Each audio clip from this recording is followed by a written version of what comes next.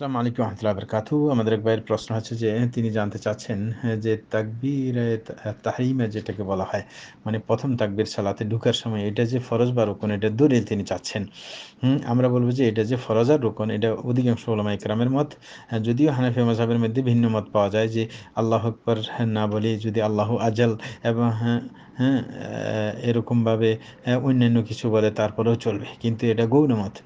যারা বলেছেন যে এটা ফরজ এবং রোকন তাদের দলিল হচ্ছে হযরত আলী ইবনে আবি তালিব রাদিয়াল্লাহু আনহু থেকে বর্ণিত একটি হাদিস যে রাসূল আকরাম সাল্লাল্লাহু আলাইহি ওয়াসাল্লাম বলেন মিফতাহুস সালাতি আত-তুহুর ওয়া তাহরিমুহা আত-তাকবীর ওয়া তাহলিলুহা আত-তাসলিম। যে সালাতের যে চাবি সেটা হচ্ছে পবিত্রতা এবং সালাতের যে হারাম করা, মানে আপনি অন্য জিনিস হারাম হয়ে যাবে, আপনি সালাতের মধ্যে ঢুকবেন, সেটাকে সীমাবদ্ধ করা হয়েছে তাকবীরের মধ্যে। যে তাকবীরের মাধ্যমেই আপনি সালাতের মধ্যে ঢুকতেছেন, অন্য জিনিস আপনার জন্য হারাম হয়ে যাচ্ছে। সুতরাং এটার দ্বারাই বুঝা যায় যে আপনার যখন নামাজের মধ্যে ঢুকাটা এটার মধ্যে সীমাবদ্ধ করা হয়েছে তাইলে সেটা ফরজ রুকন। যেরকম তাহলিল ওয়া তাসলিম, তাসলিমের ক্ষেত্রেও যে সালাম সেটাও কিন্তু রুকন।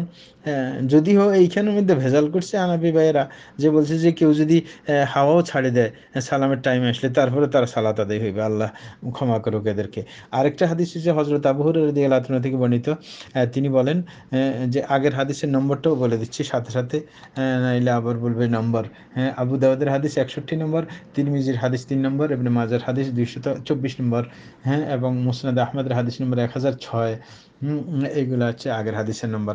আরেকটা আবু হুরায়রা রাদিয়াল্লাহু আনহু হতে বর্ণিত, তিনি বলেন রাসূলুল্লাহ সাল্লাল্লাহু আলাইহি ওয়াসাল্লাম একবার মসজিদে প্রবেশ করলেন। তখন একজন ব্যক্তি মসজিদে প্রবেশ করে সালাত আদায় করলেন। এরপর এসে রাসূলকে সালাম দিলেন। সালাম দেওয়ার পর রাসূল আকরাম সাল্লাল্লাহু আলাইহি ওয়াসাল্লাম সালামের উত্তর দিয়ে বললেন, ইরজি' ফাসাল্লি ফাইন্নাকা লাম তুসাল্লি। তুমি চলে যাও আবার সালাত আদায় করো, কারণ তোমার সালাত হয়নি। এইভাবে লোকটা ৩ বার আসলো, রাসূল ৩ বার ফেরত দিলেন।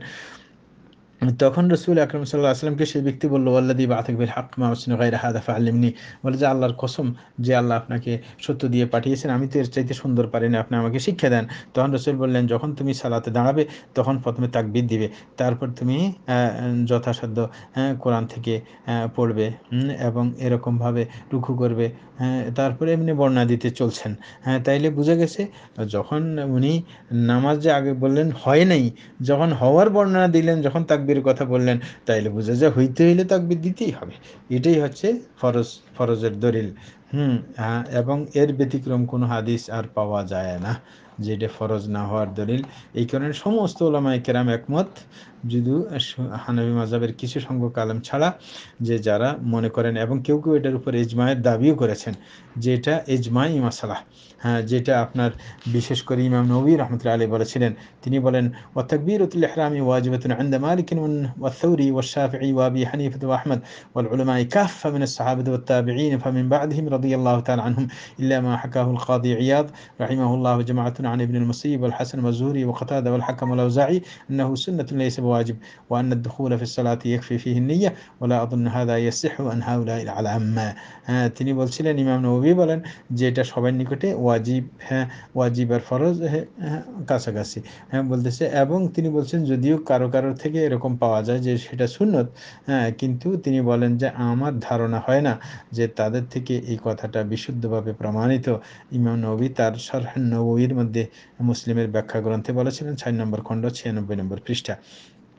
এটি হচ্ছে কথা। জাযাকুমুল্লাহু খাইরা।